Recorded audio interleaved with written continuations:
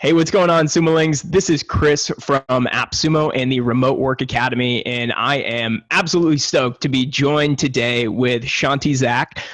We are going to be talking about all of things you guys need to know to increase your leads using quizzes for your online business. Now is definitely a time where being able to double down on this and figure out the best way to bring people in and to give them value right off the bat. And so Chanti is an expert at this, and we've been talking about this for a while. So this is going to be a really fun conversation. She is super knowledgeable on this. But before we get going, a couple things in terms of housekeeping that I would like to discuss. So one, let us know where you guys are tuning in from. I am in Austin, Texas right now, and Chanti, you're in British Columbia, yeah? Yeah, I'm on Gabriola Island. Anybody know where that is? Let us know in the comments. Do you know where Gabriel Island is? Let's see. We got people in London, our international crowd, Yay! Seattle, Mexico, Playa del Carmen. All right. I love it. Florida, Ireland. What's going on, Ireland? We Yay. had a ton of people sign up for this talk. I think a lot of people are really excited to learn more about this. We will be sending out a replay too. So if you guys have to leave, bounce out at any point, don't worry. We got you covered. I'm sure you're going to want to be taking a ton of notes, but we'll have the replay out to you. So you'll be good there. Now let me introduce you to Chanti. So she is a conversion copywriter and funnel strategist for changemakers, online teachers, community leaders, and brands that give a damn. And she's going to be sharing some powerful stuff with you today. But Chanti, thank you for making the time. Thank you for having me. This feels like a dream come true. Like AppSumo and Chanti collaboration. Oh yeah, it's the power team. Yes. Yeah, it's gonna be fun. I'm So really what have excited things to been? see all these people too. What have things been like for you recently? How is kind of your business and your kind of setup changed in the past month? Yeah, things are really, really busy all of a sudden. People everywhere are like, okay, it's time. I have the time. I'm going to go all in on this online business thing or start a side hustle or do something. And because I teach people how to start an email list, how to build an audience that loves you, I've just been crazy busy. Yeah. It's a really good thing. I'm really grateful.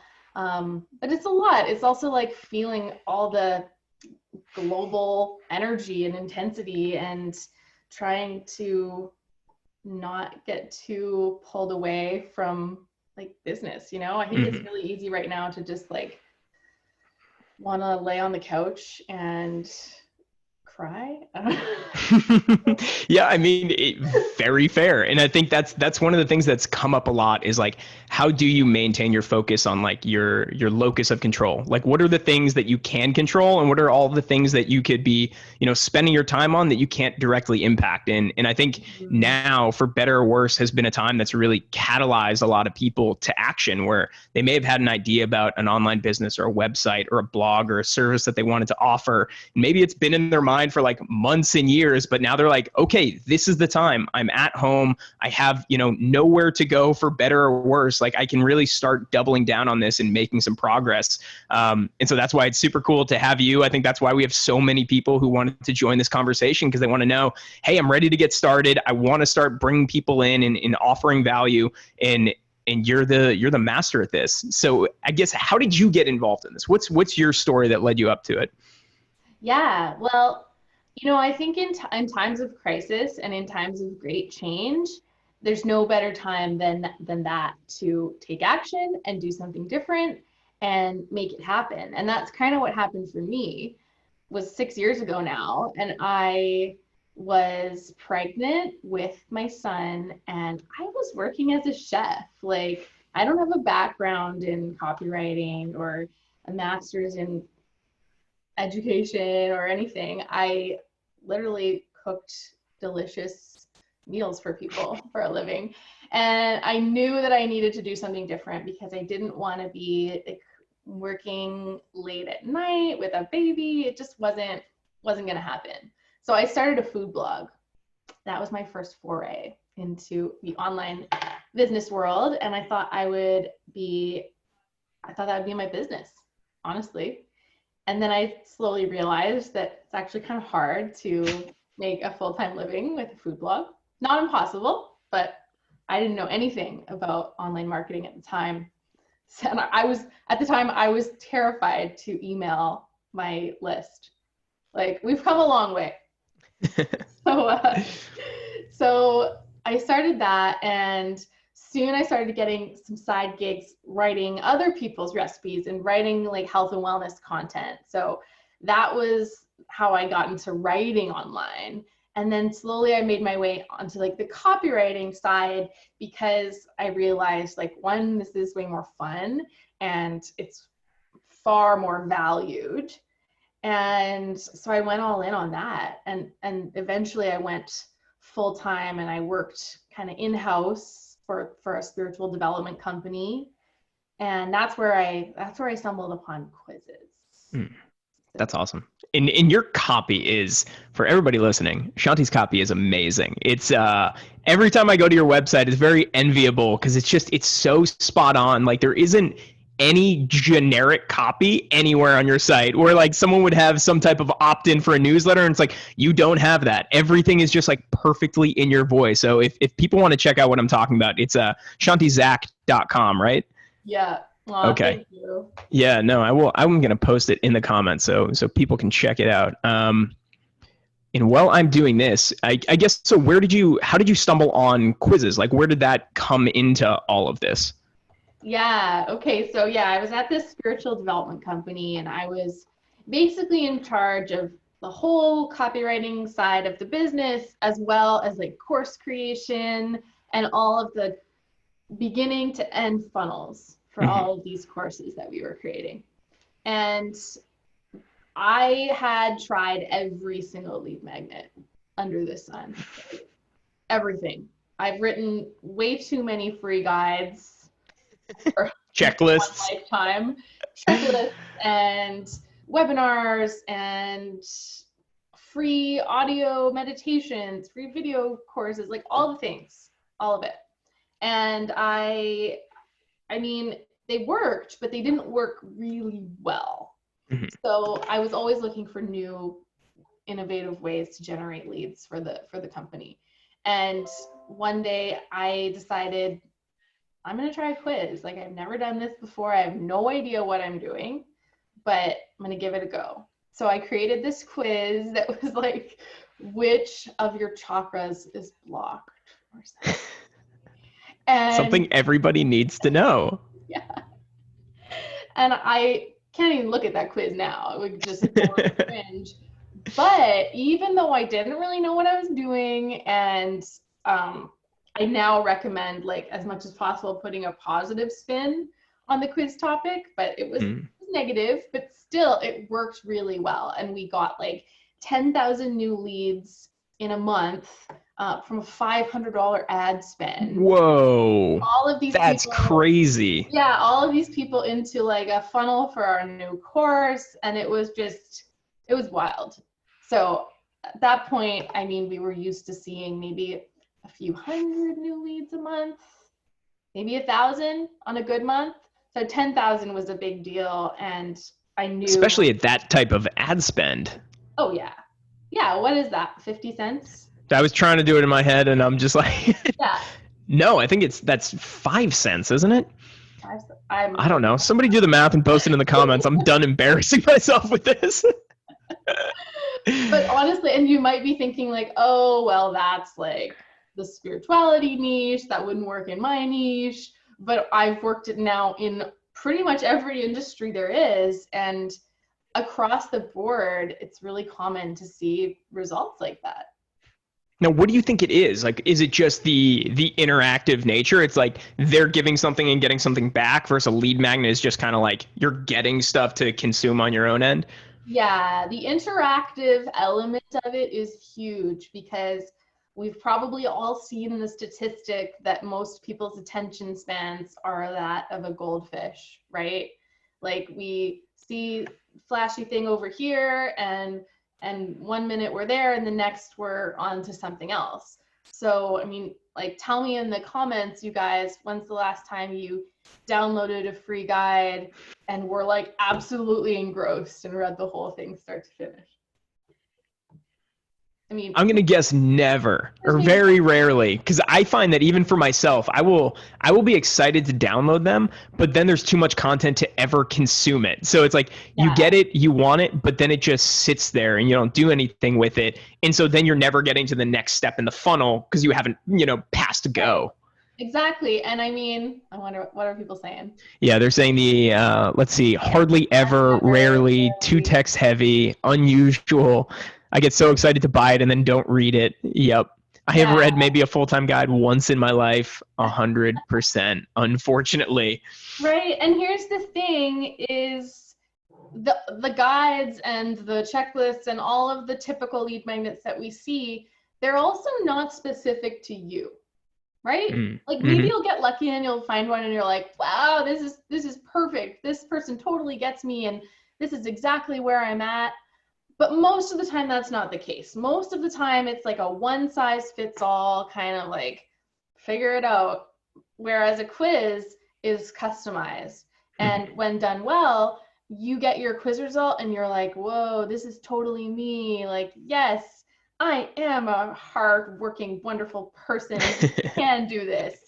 And you relate to it in a way that you don't with other types of content. And because you've given feedback and you've answered the questions yourself, there's a level of buy-in when you get to that result where you're far more likely to actually consume the content and put it into practice because it's not this generic thing.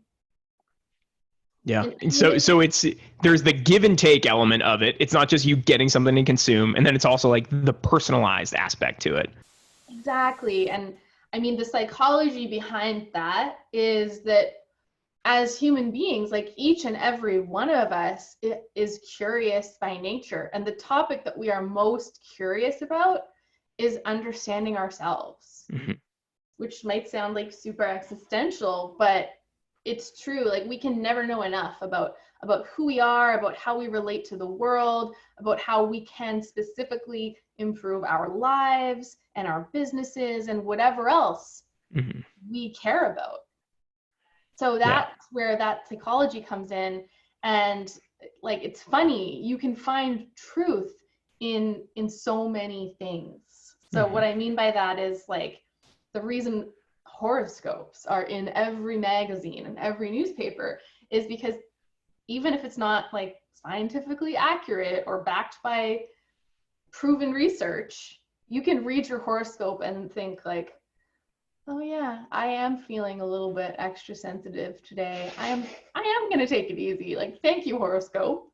And it's the same with quizzes. If you take a personality quiz and the outcome is like, you are a fun, loving, ambitious, awesome human being, you're going to find examples in your life of that being true.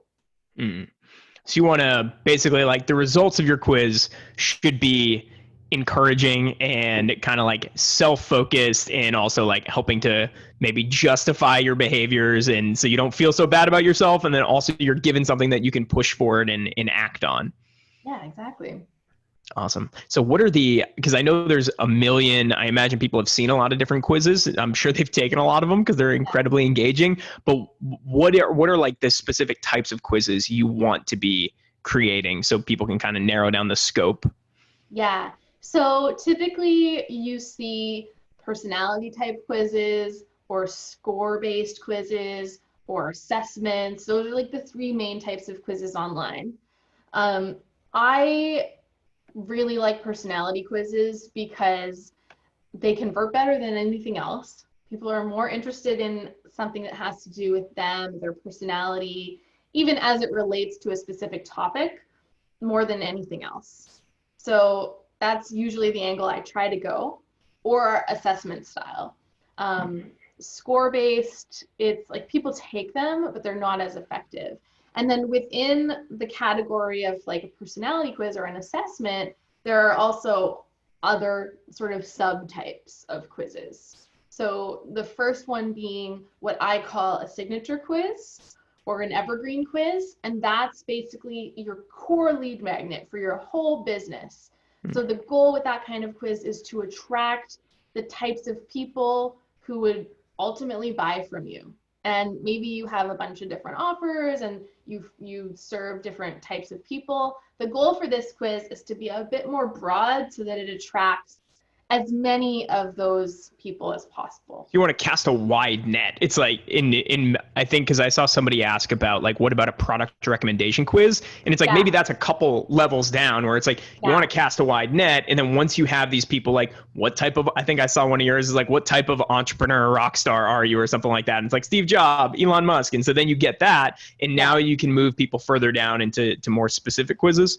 Yeah, totally. Well, another type of quiz for product recommendations is, the eCommerce quiz. And you could use that as your core lead magnet on your e-commerce website and you can combine that with the personality quiz too. But at the end, you can still give specific product recommendations and really help combat that decision fatigue that we're all dealing with and analysis paralysis. And Sephora actually does an amazing job with using quizzes to recommend products.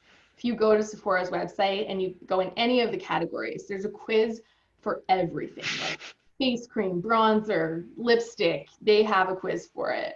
So super interesting. And then the third sort of subtype of quiz is a launch quiz, and that is specific to generating leads that will be a good fit for your specific offer. So whether it's a course or a membership or a service that you provide, could be anything, but you want to really attract the type of people who ultimately would be a good fit for that. What are some of the mistakes people make when they're making quizzes? Because I imagine you've seen your share of failed quizzes in your time in this space. What are some of the things that you notice where someone gets really jazzed up about creating a quiz and then you see it and you're like, oh no, face to palm? Yeah, for sure. Well, let's talk about mistakes with questions first. Okay. So actually, let's backtrack just a bit. The biggest mistake is not connecting the overall strategy and topic for the quiz to your end goal. So if your quiz topic has nothing to do with what you actually sell, it doesn't matter if you attract 100,000 leads or whatever. Mm-hmm. If they're not going to be buyers in the end, it's not worth it.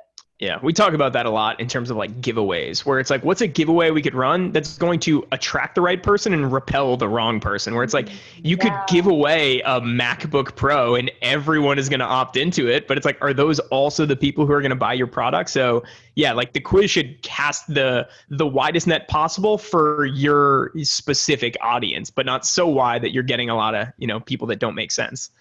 Yeah, exactly. So I know it'd be fun to create a quiz that's like, what's my Game of Thrones character? But if you sell water bottles, it's not gonna. Hey, we all gotta drink water, Chanti. If you sell dragons, that's another story. There you go. Then you're golden. Yeah, so that's the first rule, and that's a big mistake that people often make. But when you actually dig into writing the quiz, like first off, you want to start with getting clear on what your results are. And a lot of times people get excited to write the questions and then they get all mixed up because they're like, oh, wait, how do these questions actually factor into my results and where, like, what's happening? So start by outlining your results and then move into your questions. And another common thing that people do with questions is they'll have like 50 questions and they'll all be yes or no, agree or disagree on a scale of 1 to 10. And like those types of questions aren't nearly as engaging as actually making somebody contemplate a situation or a circumstance, or giving them like images or gifts to choose from, or something that is a bit more meaty. And when you do that, the plus side is you can often have far fewer questions. So you can have 10 questions instead of 50 and still give people a relevant result. That's awesome. So just like everything else in life, it's like 80% of the work is done upfront, thinking through the overarching strategy. And then once you kind of Yeah, begin with the end in mind, where you want to get to, then you're creating these building blocks that kind of lead back to the beginning of the funnel. exactly. Yeah, and that's the hardest part. Yeah. The actual like strategy of it, thinking about how this fits into your overall business structure. But when you do it right, it's so powerful. So one of the things I know you talk about is what is it, the S.A.V.E Matrix? Could you go Yeah, into that a bit? yeah. So this is for your quiz results. And your quiz results are really important as well, because if people are going to share your quiz, they're often going to share their quiz result with their friends and family on social media. So the S.A.V.E framework, I actually have it pulled up on my computer. Awesome. I can show you. Um, let's see if I can show And you. if anyone has questions as we're going through this, drop those in the Q&A box, and we'll circle around to a couple of these when we get a chance. So, questions for Chanti, drop them in the Q&A. I love seeing all these comments though. You guys are amazing. Oh, I totally want to read through all of them. Okay, I'm going to show you the S.A.V.E framework. So can you see my screen? Yes. Everyone, let us know in the comments. Can you see what she's sharing? Yes. All right. Awesome. All right. So basically, this matrix is what you want to live and die by when it comes to creating quiz results. So the first thing is you want to be super specific. And again, this comes down to having it all mapped out beforehand and knowing who your audience is. Who are you talking to?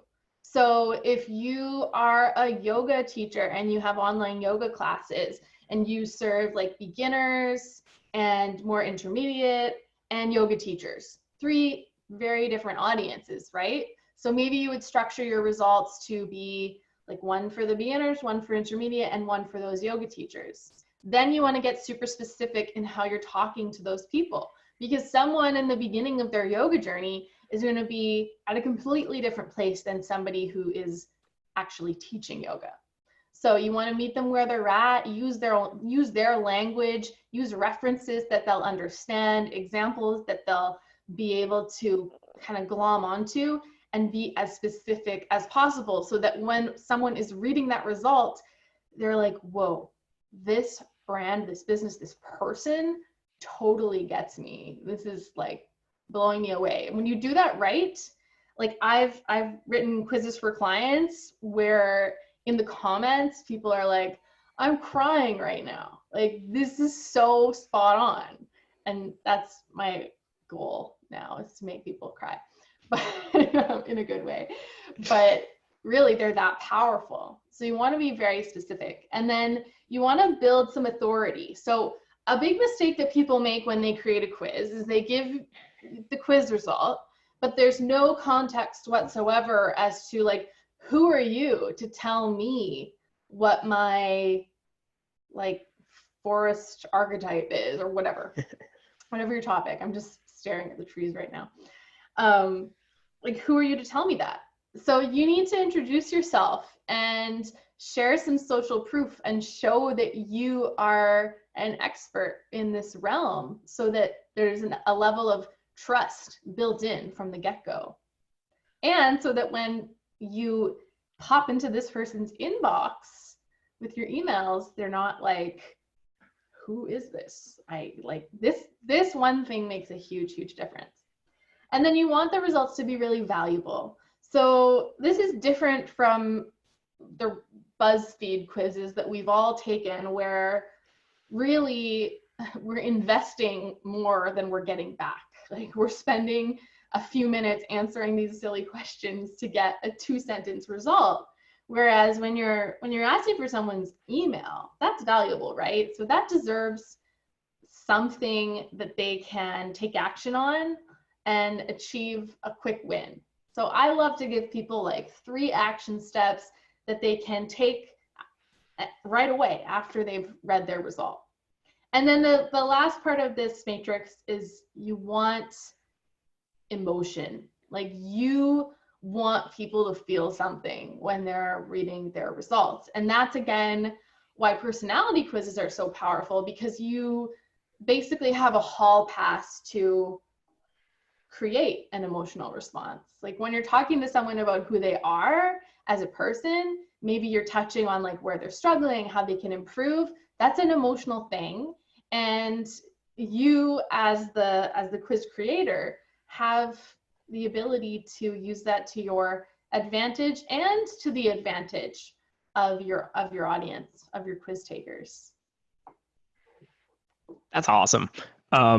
One of the things that pops up when I see that, especially for the emotional side of it, is, and I've worked with clients and companies in the past where there is kind of this like the tallest poppy gets chopped down syndrome, where they feel like they have too serious of a brand in order to make something like playful or to use really kind of like expressive copy that I think in their eyes it could repel their current customers. I guess like this goes to quizzes as well as copy in general. Like, what do you say to clients or customers that you're working with who are just like worried about how to integrate this if they have more of like a serious brand, or they think they have like serious customers and they don't want to turn them off by being like too cute or playful?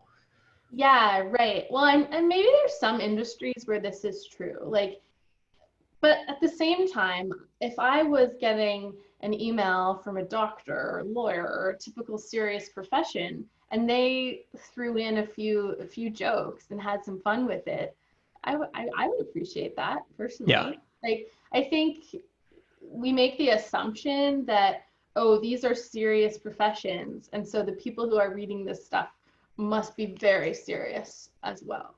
But Yeah. really, like, a small percentage of the population is that ultra serious personality type, and like they don't want to laugh, they just want to get her done. But most people, they appreciate that injection of personality and humor. And I think also, if you're not naturally funny, then don't try to be funny, but be who you are. And I don't think it matters so much what industry you're in. I actually was listening to something yesterday with Leanna Patch, she's a copywriter who specializes in humor, and so funny. But mainly she works with serious type companies and SaaS companies that like they know that it's powerful if you can use personality and have a bit of humor. So she gave this great example of a political newsletter. I forget what it was called. I want to say The Cut, but I'm not sure. Anyways, very serious topics, right? And apparently this newsletter is just hilarious. Like, the girl who's writing it isn't afraid to poke fun at all of these things happening in the world. Yeah, and I think if you're in an industry like that is very serious, it's like that could be something that's really refreshing for people and help you stand apart. Where if it's like they're on all of these, like, I don't know, some legal newsletter, and then all of a sudden they join one where it's like, oh, you're actually making this enjoyable and it's not boring and tedious and I'm not pulling my hair out. It's like if there was a fun quiz that showed you how to do your taxes or something like that, it's like, God, that would be so much better than H&R Block's blog post on it. Yeah, right. I just saw Stan's comment. Yes. And there will be a replay. We'll get that out to you.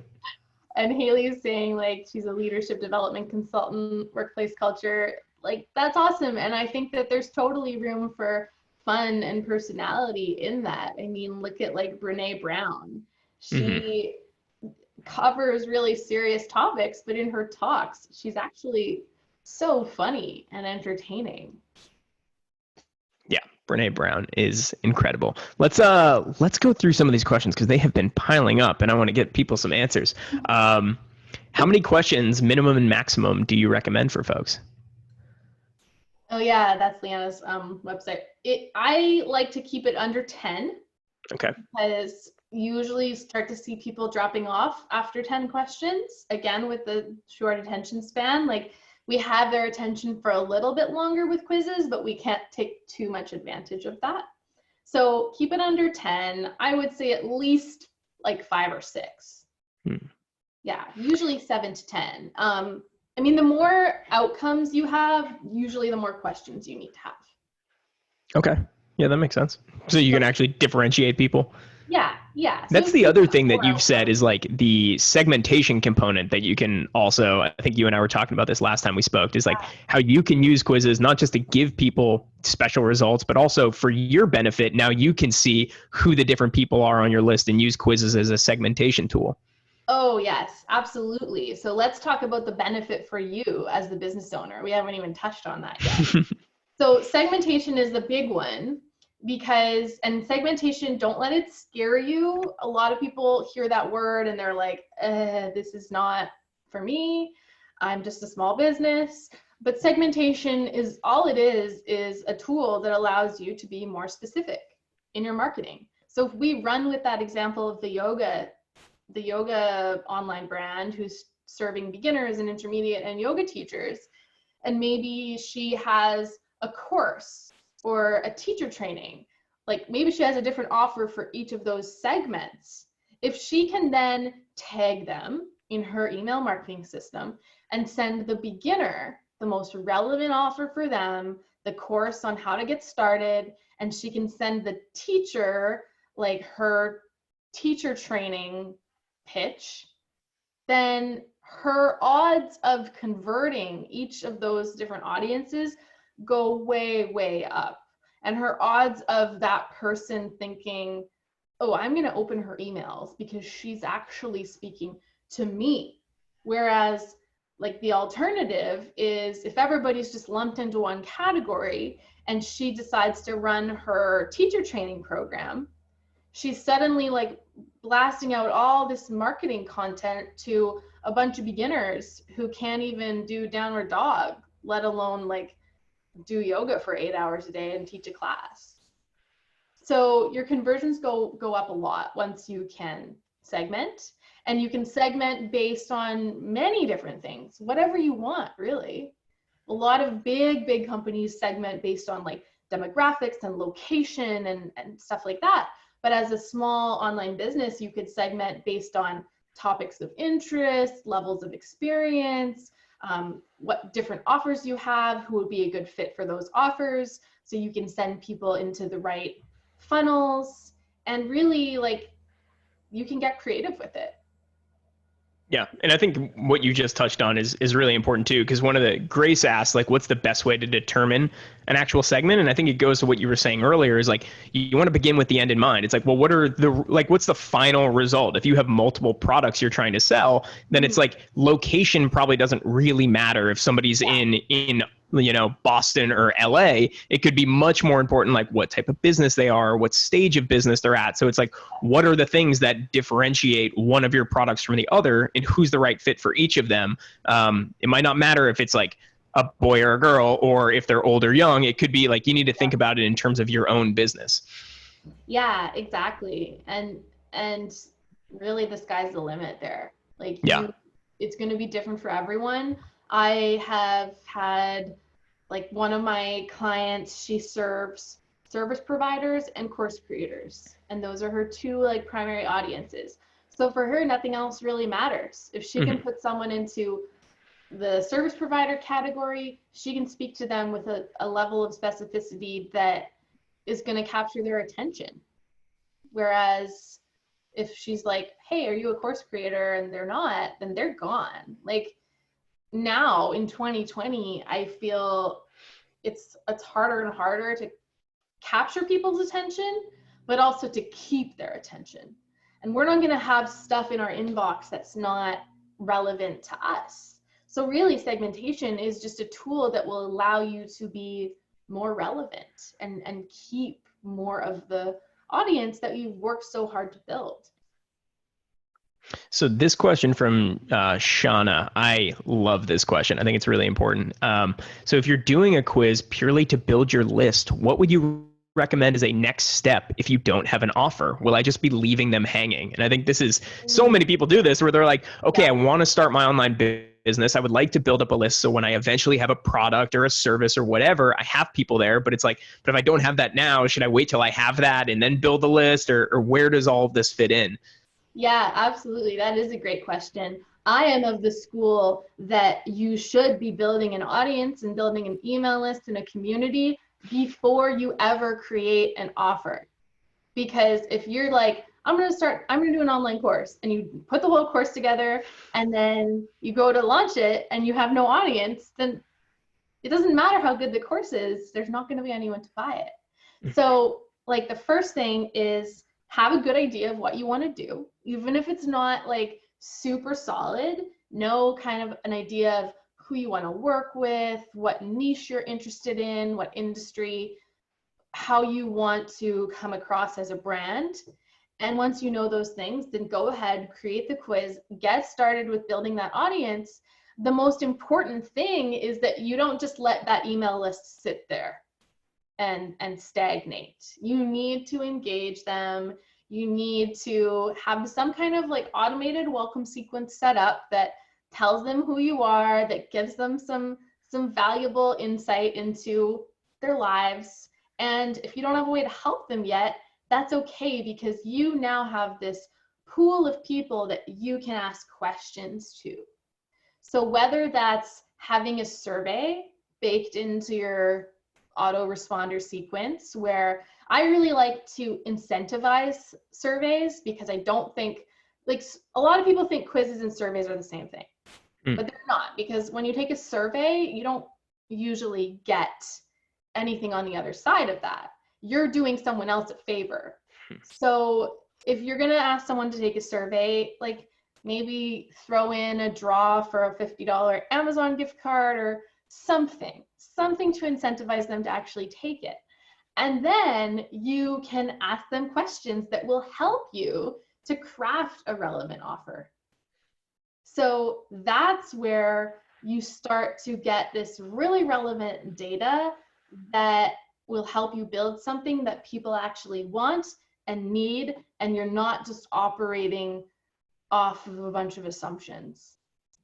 So I would love it if we could kind of go through a specific example of what this could look like. So let's say somebody is, let's go with a copywriter. Like, let's say they're a copywriter, or they want to like do copy as a service, or like they don't know if they want to be doing it as a service. They don't know if they want to build a course or write a book on it, but they know that's generally what they want to do. Yeah. What would, like, say a quiz and then maybe like an intro, like welcome email series look like? Kind of how many emails? What are some of those things that would look good? Maybe like the myths about copywriting, or the 5 mistakes people make. Like, how would you structure the quiz and the emails if that's not too wide of a topic? Yeah, for sure. Well, I actually know so many copywriters, and I'm sure there are some copywriters hanging out in the comments. Yeah, let us know if you're a copywriter and you want another client or two. Yeah, and I've worked with a lot of copywriters, like in my program and just doing consulting, that have created quizzes where on the other end, really they sell copywriting services. They don't have a course or a membership or a book or anything. They're selling a service. So the first thing is, like, the more specific you can be about, because copywriting is such a broad topic, it's helpful if you know like what area of copywriting you want to specialize in. So what would be some examples of like different areas? Well, there's like the vertical and the horizontal niches. So for me, I actually don't know if I don't know what's vertical and what's horizontal. But quizzes, for example, like that's a niche, but in that niche, I serve all types of businesses. Let's call it horizontal. Whereas a vertical niche would be like, I'm a copywriter for health and wellness brands, or financial, in the financial industry, or for like medical supply companies. Really, like there's no limit to how specific you can get. So you could like pick like one of each, where it's like you pick the industry and then you pick the specific service you deliver. Like, I only do ebooks for paleo websites. Exactly. And really, a lot of times people think that's going to close them off from opportunity. But as someone who's built a successful business on quizzes, like the most random thing ever, I can tell you it only opens you up to more opportunity. Because if you're going to go to the doctor to get your eye fixed, you're not just going to go to your GP, you're going to find an eye specialist. We're getting a little bit off track here, but so you're a copywriter, we could even say you're a copywriter who doesn't quite know their niche yet, because that in itself is a huge mountain to conquer. Fair enough. And often it takes trial and error and playing around and finding what you're good at and what you enjoy. So you might want to create something a little bit more generic. One of the most common copywriter quizzes is like, what's your brand voice? What is your vibe as a business? Or you could get more specific and say like, where is there room for growth in your marketing message, or something along those lines. You want to think about who you're helping and what problem you're solving, and ideally the quiz is part of that solution. So let's say we're creating some kind of brand voice quiz. A lot of times companies, businesses, especially those serious ones, they're like, I don't have a brand voice. I'm just like an accountant. Why do I need a brand voice? But your brand voice is what sets you apart. So those businesses know that, and they see that, oh, what's my brand voice? That's a really good thing to know. Oh, it's going to help me to attract more of the types of clients that I want. Yeah, I'm going to take that quiz. So they take your quiz, and then you give them a whole bunch of amazing information about like how they're the friendly expert. That's their vibe. So their whole thing is to be down to earth and gracious and really supportive. And here's how they can do that. Here's how they can instill that into their messaging. You'll give them some tips. You'll introduce yourself as a copywriter. And then at the end of your quiz results, you're going to say, and hey, this is just the beginning of our amazing new relationship. I'm so excited that you're in my community now. Here's what's going to happen next. I'm going to send you a free 5-part series or a 5-part like mini course on how to step by step infuse more of your brand voice into your copy. And then they're expecting to hear from you on the other end, and you're giving them value, but at the same time in that email sequence, you want to establish yourself as an authority, plant a few seeds that this is hard, you can help them, and really just bring them down that journey so that ultimately at the end of a few emails, they're like, okay, I know this is important now. I've got some steps that I could take, but I'm an accountant. I'm really busy. I don't want to do these things. So that's when ideally they get an email from you that's like, hey, I know you're busy. You're an accountant. You don't have time for this. Book a call with me. Let's talk about how I can help you. And then copywriter, you would get them on that call and tell them about your different services you offer, and bada boom, bada bing. It can look a lot like that.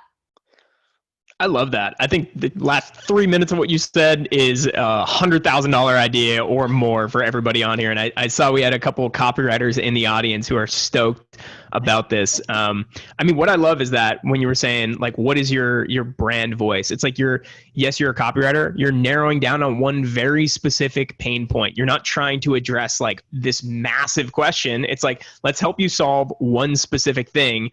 And then you can build out from there and create these different kind of funnels. And they don't have to be super complex. If you have like 2 or 3 different options that people can end up on, now you just have to create 2 or 3 emails for each one of those, and then you're good. And you're basically presenting yourself as the answer to the challenge that they're facing.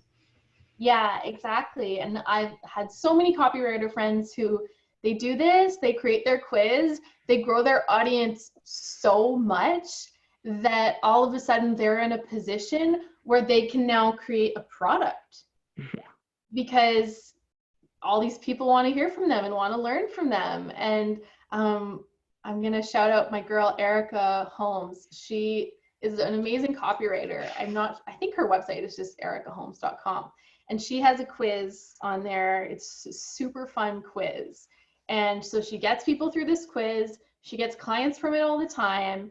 And now she's at a point where she's grown her list so much that she just launched her first product. So suddenly you're now a copywriter who doesn't have to just trade time for money, which like being a copywriter is pretty awesome. Being a copywriter who also has products that are bringing in revenue when you don't have to really do anything. That's pretty great. Yeah. Another thing that you said when you were saying, like, giving the example of, hey, I know you're a busy tax accountant and you're doing XYZ, like, let me help. We had another one of these conversations we had with John Peterson, who's the CEO of The Nudge, which is like a personal planner in your pocket. And they do really good, like, SMS based copy. And he said, if you look at their messages, just about everyone starts with, like, they don't have a, what do you call it? He goes, we don't have a content calendar. We have like a customer calendar. And so it's all about, like, what are the things that are going on in our customers' lives right now? What are they? So one of the emails they sent or text they sent out was like, hey, I know you're probably like sitting and watching Tiger King right now, and it's like, when I got that, I was legitimately sitting and watching Tiger King, which was really creepy, but also amazing at the same time. And so, like, just what you're doing is like, let me get into the mind of where this person's at. And let me not start with like, hi, I'm blah, blah, blah, blah, blah, and this is what I do. It's like, this is where you're at, and this is what you need, and the solution is me or my service or my product. Yeah, exactly. And I mean, we talked about segmentation as a benefit for the business owner on the other side of the quiz. But another huge benefit is what you learn from people's actual responses to the quiz. So, I mean, surveys are one thing because you get like a lot of that specific voice of your customer, and it's a little bit more specific. But if you've got questions in your quiz that help you ascertain what level of experience your people have, what topics they're most interested in, whatever it is that's going to help you inform your content so that it is more customer centric, and you have some data that you can pull from that it's legit. Like, you know, based on the responses to your quiz question, that 80% of your audience is interested in learning more about mindset. So you can go and create more content about mindset. Yeah, they're guiding you towards the product that would best serve them. And it makes it so like you don't have to be super creative. You can just, as long as you're paying attention and you see what questions you're getting or you're seeing where people are engaging. Yeah, again, another one of the conversations we had yesterday about how to like he was talking about how he used to do ads for, I think, Weight Watchers or something like that. And they had all of these different options of like, what food is your trigger? And he's like, you would think it would be like cake or pizza or whatever. And he found that the number one was steak by like 80%. He's like, I never would have thought that that's what it was, but it was by doing the segmentation and just paying attention to what people are opting into. Then you're like, oh, if I didn't do this, I never would have thought steak, and I would have built things out for all of the wrong people. Versus you do this, you pay attention, now you can build the proper product or service. Yeah, exactly. And I would say there's a stake in every industry. Yeah. There's stuff that's just hidden in plain sight that we don't see because we're too close to it. But when we ask the question, oftentimes, like, yeah, it's surprising. Yeah. So where do people go to get started? How can they, if they want to start getting their quiz ready today? And I know you put something together which I can share, but if you want to give it a bit of an introduction. Yeah. Yeah, I'm so excited for this. So I actually have this free email course that I've had for years, and like it had just been on my mind to update it, but I'm so busy, like it's crazy. So finally we talked and I was like, I'm going to take this email course and I'm going to change it into an updated video course for AppSumo. It's going to be awesome. So I did that. I elaborate on every single lesson in my email course. I put it in video form. It is in Kajabi, so you can just like, you'll sign up for it after this, and then you'll get instant access in like a members area. So you can go at your own pace. There's worksheets and examples and some cool stuff in there, and you can just dig in. It's going to help walk you through how to create your very first quiz. And like feedback I got on the email course version of this was amazing. People would email me and be like, I did this, I did everything you said, and like I just posted my quiz in a group and got 500 new subscribers in a week. So, and personally, I don't even think the email course is that good. This is better. So yeah, Do Totally it. agree. I'm really excited about this. I really appreciate you putting this together for folks. Guys, this is really great. I highly recommend you go check it out at shantizak.com/appsumo. I just posted it in the comments. I saw there's questions. People want to know, what tools do you use? You answer that in there. How do you figure out what questions to ask? You answer that in there. If you want answers to all of the questions that didn't get answered in here, they're in there. Highly recommend it. Again, it's for free. You guys can check it out, really use it to get started. And I would love it if everybody could give a big round of applause for Chanti. This was super cool. So much value just packed with it. I really appreciate you not only putting this course together, but making the time during all of this craziness to come and share with everybody. Really, really valuable, and I really appreciate it. Oh, thank you so much, you guys. I really like tear up. I love all this comment love. You are getting a ton of love in the comments. Yay! The queen of quizzes. Well, you guys like go through the course and just hit reply to any of the emails that you get, and they'll come straight to me, and I will get back to you. I'm not the fastest always, but I will get back to you. I would love to help you create a quiz to grow your audience and your email list. And I think like a parting word right now is just, we're in this time of uncertainty and chaos, and it's a really good time to look at what matters most in your life and in your business. And I think in your business, what's always going to matter is having an audience. So focus your attention on that, and you won't be sorry. Thank you so much. This praise is, I don't think I've ever seen this much praise for a webinar. Seeing people say this is the best one I've attended recently. Thank you guys so much. They're already signing up for it. This is super great. Thank you very, very much. If people want it, we might have to bring Chanti back on again, because this was so much fun and learned so much. So thank you once again. Really appreciate it. Thanks for coming on. Skim the surface. Oh, we're going to have to go deeper next time. Amazing. The link Awesome. is chantizak.com/appsumo. I will post it again for everybody. And it'll also be in the replay email. So I'll put it in there too. If you guys miss it, you can sign it up again, share it with your friends, post it on social, get everybody you know signed up on this, because it's really valuable stuff. Yeah, sweet. Thank you so much. Awesome. Thank you so much. Fun. Take care, everybody. Thank you for joining. See you guys soon. Bye-bye.